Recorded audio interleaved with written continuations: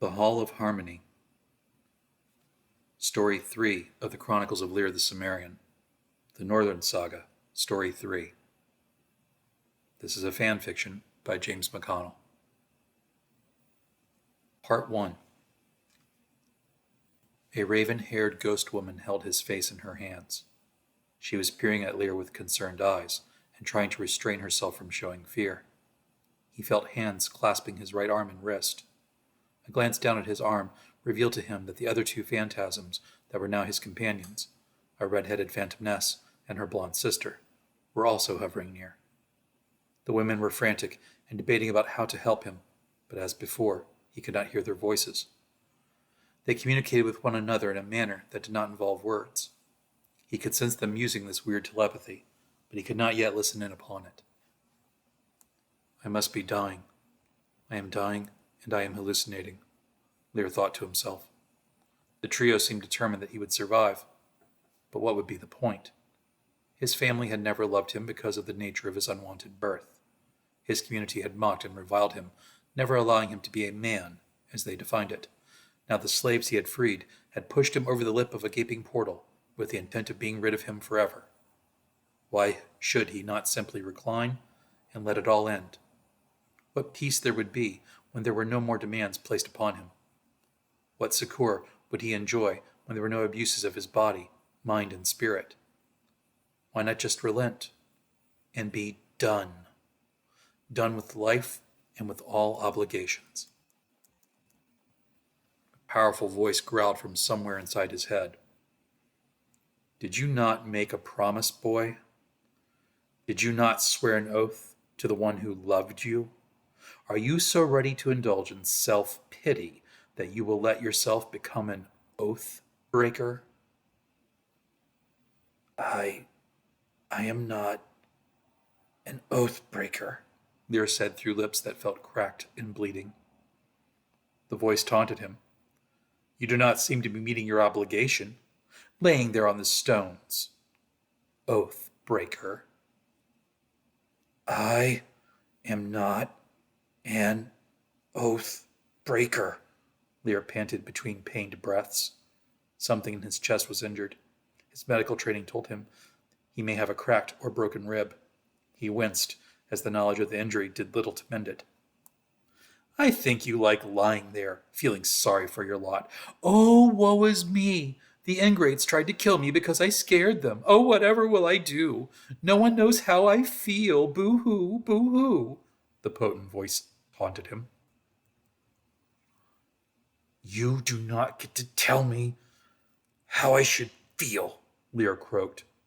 He forced himself up on his elbows, and his head swam. He feared he might pass into unconsciousness again.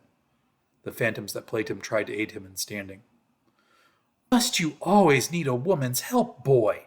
Someone to listen to your caterwauling? Are you feeling merciful towards those murderous bitches? Are you making excuses for their homicide? Are you feeling charitable? The voice mocked. Lear reached out with his left hand and grabbed a hold of something. He thought it to be a man's beard. Then he pulled the man down to eye level with him so that he was staring into the giant fellow's ice-blue eyes. A look of shocked surprise lay behind those eyes, as if the giant man did not think that the boy had any strength left in him, nor any daring. Mock me again, and I will rip your beard off, you braggadocious twat. How do I feel? I am angry. I am more angry with my kin right now than I ever was with the mother that beat me constantly or the people that scorned me daily. I'm even more angry with them than I was over the just revenge that I meted out upon the Picts that enslaved me. I am angry enough that I could murder the lot of them. But what good will anger do me now? Anger will not mend bones nor knit flesh. Anger will not provide me with bandages and splints. Anger is naught but a false comfort to those that are powerless. I need something I can do. I need a task to occupy my mind, and my feelings be damned. The giant smiled. He pried away Lear's hand from his red beard, and with a soft chuckle he said to the young man, Well, it seems we have a Cimmerian here after all. Anger, boy, like everything, has a use. It is fuel for a fire that burns fast and expires early, so do not rely upon it. But when it flares, take notice, for anger can be a warning that something is amiss. I have found it makes an excellent accelerant to begin a task you are reluctant to attempt, such as getting up off this stone floor, finding a way out of this ruin, and then finding those bitches who would have denied you your rendezvous. What do you say?" "I would say I'm dreaming, aren't I?" Lear asked. "Just because you're dreaming doesn't make anything you've learned any less true," the giant man said. Then he let out a high-pitched war shout, a keening. The women joined in, and the sound sent pain all along Lear's spine. The sound or the pain caused him to wake. Light from the hole above him shone down on his face. He realized that it must be noon outside the ruin, for a ruin it was that he had fallen into. That much he remembered. He also remembered the faces of his attempted murderers. Lear silently promised them a reckoning. He granted them no mercy because of their sex. He had never wronged them, and they had tried to slay him. The slight and wrong of it could not go unanswered. He blinked. The cavern roof seemed to be about 20 feet above him.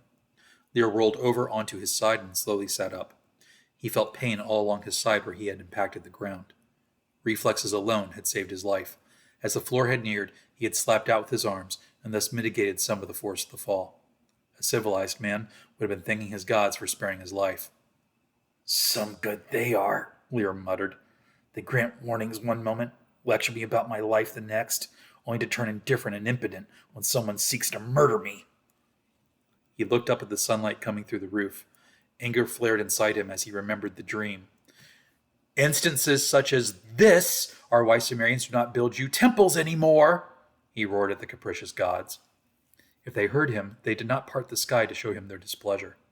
He had read on the wooden tablets of the Darwoods an admonition that the gods exist solely for men to complain and place blame upon them before the men seek to solve their own problems. "Those sons of bitches obviously never actually had a god speak to them. Unhelpful, childish, egotistical cretins, the entire lot of them," Lear grumbled. He then groggily looked around the cavern and noticed that the floor was composed of man-made tiles.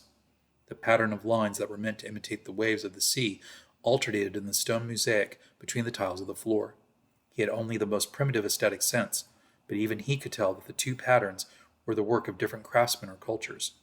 The tile with its alternating order of a dark tile followed by a light tile was infused with a border of the mosaic stones created from small pebbles that imitated the ocean's surface with uncanny accuracy.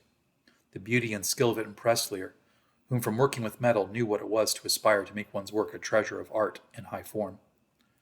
The tiles continued onward into the darkness. Lear felt along his face and realized that the painted mark of the crow had been erased. His skin felt clammy, and a light sheen of sweat was all over his body. "I must have been unconscious for a day or more," he thought to himself. His next goal was to take a step. He found that his feet and stride were sure. He felt along his body for signs of further injury. His left side had bruising. He must have fallen on it more than his right, and his arms showed bruising all along their length. He supposed the bruises would fade with time, and from their dark color his assumption that he had been unconscious for at least a day was confirmed. Painfully he bent and gathered the few items he had scavenged from his time as a prisoner of the Picts. The debris that littered the floor, as well as the skeletal carcasses of small animals, made it difficult to spot his possessions. His weapons were nowhere to be found, and his waterskin had burst open in the fall. His knife had remained belted to his waist. He did find his haversack full of medicinal unguents and herbs. He silently thanked Crom for small miracles. Then he thought better of it and cursed the uncaring god for not being able to make up his mind if he cared, didn't care, or if Lear had simply hallucinated a divine missive. An intense headache followed this accusation. Lear convinced himself it was the increased physical activity that had brought the headache on. From his haversack he withdrew a bit of dead wood and cloth he had treated, and then with his flint and tinder he set a light. The torch flared to life, and Lear lifted it above his head to view the vault above him. It was a dome of some kind, though the engineering far exceeded anything he had seen. Age showed its presence in the stonework, and everywhere there was a motif of the sea. Mosaics of waves with crested heads, leaping dolphins, and white seabirds with black-tipped wings and bills were upon every wall. Above him the vault's ceiling was composed of black stone that weirdly reflected the light of his torch, and in those stones shone gemstones in positions of constellations. Yet to Lear the constellations were different than they should be.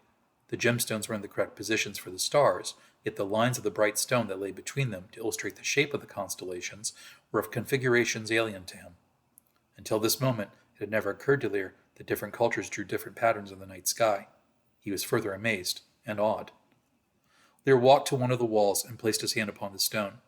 The strength of the construction and its supports were obvious, and also mysterious. No columns held up the curving roof. To Lear's knowledge of architecture, the great vault should have collapsed, especially since above it there was now earth and soil. Yet here it endured and remained unmolested. His mind, trained in poetics, drew an analogy between this marvelous hall and a hidden womb in the earth. Poetry later, when I am free once again, he thought.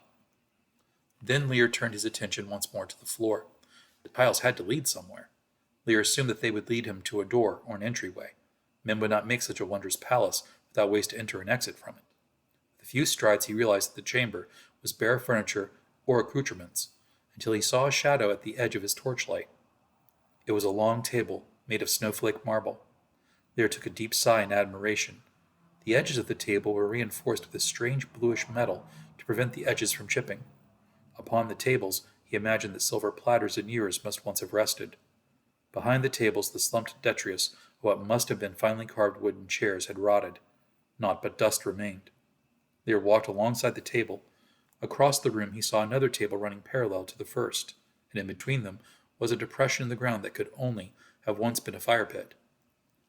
He halted at the table's edge and peered towards the edge of the chamber. The flickering light allowed him to make out a rough outline of two shapes, standing upright. Thrones? Lear asked himself. If this had once been a feasting hall, as it appeared, then logically the masters of the hall would have a seat of honor where they could view all that they hosted. He took 2 more steps forward when the light revealed to him the blank white hue of bones. A pair of skeletons arrayed in fine robes sat upon a dais. Their thrones were carved from a solid block of an unknown white stone. Upon one's brow Lear saw a crown made of the same bluish steel he had seen wrought into the tables. Upon the other was a circlet made of bone and turquoise. The bodies had been placed so that their hands were touching. A king and queen, Lear said aloud. Across the knees of the king and his queen there was a line of dust and chips of rotted wood. Lear traced the line with his eyes. Upon the floor, near the queen's feet, he saw a long, leaf-shaped spear blade made of the same bluish steel that composed the king's crown. He knelt and held it in his hands. It was light and still sharp. No rust coated it, nor were there any chips or burrs in its blade. The secrets of its craftsmanship had birthed a weapon that had endured the span of forgotten aeons. Such a weapon could assure my survival, Lear thought. He looked up from the ground. Lear held the spear blade in his hands and presented it to the honored dead. He said to them, I have no gift to give you in return. I beg you to allow me to take this with me. When I am able, I shall give you a gift in turn. The dead did not answer, and Lear had not expected them to respond. He was addressing their spirits. They may not regard him as a thief. Questions now flowed through his mind. Why had the king and queen been left here alone? Where were their servants or their hounds? Why was the hall bare? Why did not heroes or worthies accompany them in death? Who had they been, and why was this place of obvious wealth forgotten? In his pondering, Lear lost awareness of his surroundings. As he went to step away from the thrones, his foot stepped upon a tile that sank into the floor. He heard the grating sound of stone grinding with friction against another stone. From the other side of the chamber a door swung upward, revealing a chamber beyond the one into which he had fallen. Lear entered this newly revealed chamber. The chamber contained walls that were cut in bas-reliefs. Lear was shocked to recognize that the murals were engraved with a script that matched his learning from the Oghams, his teachers. Interspersed with the writing of this ancient Sumerian script, he also recognized glyphs that the Picts had taught him. He bent his eyes to the task and read aloud. Here is the hall of Kalin, chieftain of the clan of the Wolf, and his queen, Melia, who was one who has the honor of being one who slays with a spear, and of the children they gave birth to, and the twin tribes that they led, 2 tribes ruled by 1 spear. Here they kindled the first fires in the 3rd year after the folly of the sorcerers sank proud Atlantis. As he read, he moved along the murals. Engraved into the stone were depictions of ships fleeing a sinking isle. The engravings showed the king and queen before their people, joining hands before a great fire pit and an image of a bearded man. Lear read aloud. They lit fires to Valka, but found he no longer heard their prayers. So it was that many spoke ill of their joining amongst the twin tribes. But for a time there was peace. In the 7th year they gave birth to... Lear paused. He looked again at the names. Men and women arrayed in armor were depicted there, each holding a sword of a familiar pattern. A Cimmerian pattern. In the center was a man slightly larger than the others. He was depicted with a short beard and hair held back in ringlets. He was the only figure that did not hold a sword. Instead, in his hands, he held a large two-handed club. It was the weapon that gave life to the worthy with one end and death to the foeman with the other. It was the weapon of Crom Cruach, the first of the noble sons and daughters. Next came Tyrannus the brash, then Banu the kind, Arun the somber, Moru the regal, Mannanan the sailor, Dainkech the wise, Brige the noble, Lear read. Beneath each of the listed children, and there were many more, their name and title was engraved. A separate tale of their mighty deeds was recorded there, that all those that saw might know that this was the Hall of Heroes. Then the engravings changed subject matter and showed the battles the children had fought. Lear saw a depiction of Crom struggling with Ymir, wresting from him a peace that the year would not be entirely made of winter. Below the depictions of Calin and Mela, he saw an image of them fighting a giant serpent with flaring horns and short clawed legs. They battled great beasts and savage serpents, sent to destroy them by the minions of Set. The man-serpents of the snake god would leave none of the noble blood alive, so it was that Calin and Mela sent their children into the wilds, each to make for themselves a home, while they remained to do battle with the serpent. They knew they could not wound it to death, nor could they withstand its poisonous bite, so they... He paused in his reading. The depiction showed a room with ceiling stones. Falling down inside of it, squirming beneath the weight, was a large snake. Trapped it beneath the earth, never to see the sun or trouble the lands of men. They sent all their children, their servants, their allies to the wilds, while they remained behind to keep their watch forever over the beast, Lear finished. He regarded the walls. The king and queen had known their sacrifice would be mortal. How they had ended their lives rather than starve to death in the dark was not recorded. Lear could easily imagine a poison, painless and quick, such as was given to the wounded in battle that would not heal from their wounds. Yet despite their doom, they had commissioned their story engraved into the wall in the hopes that their descendants would one day find their tomb. No, the engravings are rougher. They commissioned someone else to record the plan, but they finished it themselves. This is their own hand at work, Lear thought. In the grandeur of their hall he had been awed. Now that he knew their deeds, he was humbled. Even facing the fangs of the Serpent King, Calin and Queen Mela had held on to hope that they one day, their descendants would find them and know of their sacrifice. A Cimmerian and a Pict had found common cause, and mayhap even love. They had ruled well and lived with strength and valor.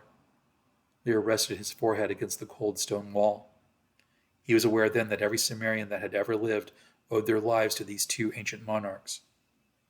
With his own deeds to save his fellow Cimmerians repaid by betrayal, and with the parting from his first lover who now slept in eldritch slumber, he felt a kinship to the long-dead king and queen. His mind also turned to memories of his friend Arnak, the Pictish hunter, who had turned against the sorcerer that had held an entire Pictish tribe as his playthings, and to the love Arnak shared with Grania, the Cimmerian. They called her by the Pictish word for oak now, and she had followed her lover east into an uncertain future. Lear had privately thought the pair doomed, yet now seeing what had occurred in the past between his kin and the Picts, what Calin and Mela had built, he felt hope. Lear walked back to where the pair sat on their thrones. "I thank you," he whispered in Cimmerian. "I thank you both," he said in Pictish. Then he held up the spearhead to them again in homage. "I will give you the gift of telling your tale," Lear said to them. It was the greatest gift any could give the dead. Lear walked away from the royal couple and back down the passage that led to their Hall of Heroes.